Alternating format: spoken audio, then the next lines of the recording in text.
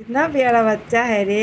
নীল পুজোর উপোস করেছিলাম সেই দিনকে, তো সন্ধ্যাবেলা আমি সাবু মাখা করেছিলাম, তো এই বাচ্চাটাকে দিয়েছিলাম। আমাদের বাড়িতে নিচের ঘরে ভাড়া থাকে ওরা, তো কি মিষ্টি করে খাচ্ছে দেখো।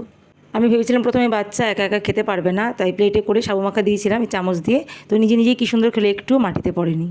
আর তারপরও চলে যাচ্ছিলো, আমি বললাম দাঁড়া মিষ্টি খেয়ে যাবি, তার জন্য একটা মিষ্টি দিলাম আবার। কী সুন্দর খাচ্ছে দেখ। একবারে মুখে ঢুকিয়ে দিচ্ছিল, আমি এবার বকলাম একবার ঢুকাস না, বলে আটকে যেতে পারে বাচ্চা তো।